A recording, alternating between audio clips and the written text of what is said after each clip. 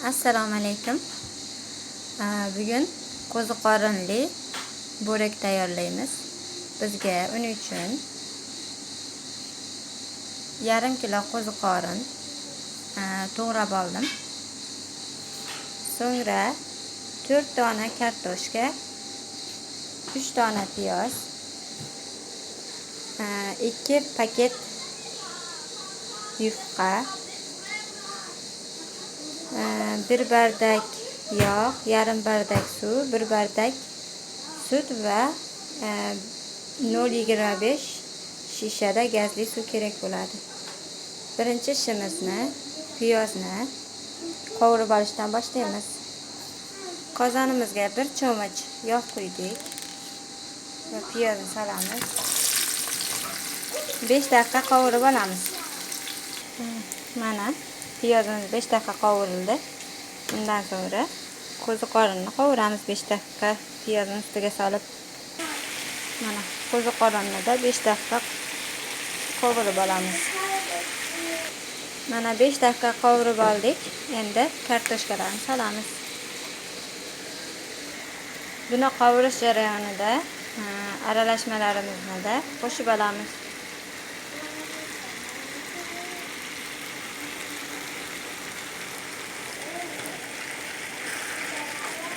Mana 5 daqiqa bo'ldi. Kartoshkaning tagini o'chirdik.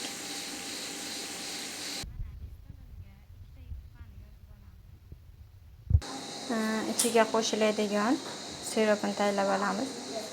Yog', suv va sut.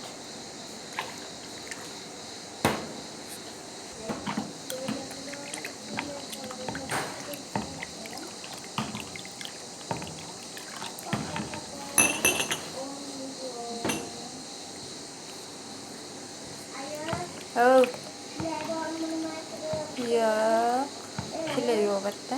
Jimdib turing. Iltimos, siz qatdan topar ekan.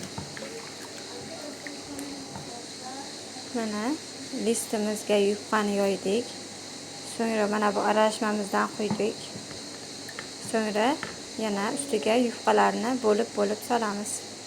Mana 2 yufqani yana uzib solib oldik. Endi ustiga qiymani solamiz. Qovurilgan qiymani.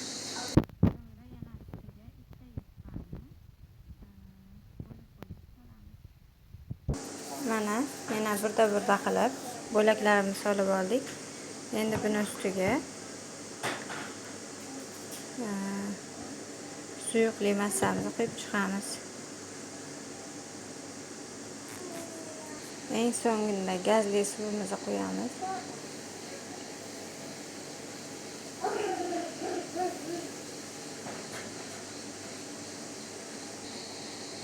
Yarmini quyib olamizda.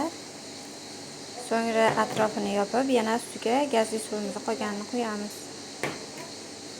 Gazli suvimizni qolganini ustiga quyib olamiz. Mana gazli suvimizni quyib oldik. Mana shu holatda endi 200 gradusga yarim soatga duxovkaga qo'yamiz. Mana qo'ziqorinli bo'ragimiz pishib chiqdi.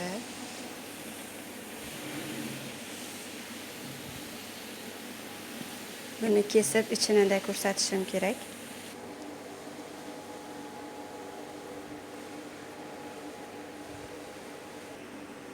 Mana kesib oldim. Juda ham yumshoqqina, ichi to'la qo'ziqorin va kartoshka. Juda ham issiq, yeganda juda totli. Bu shaklda chiqadi.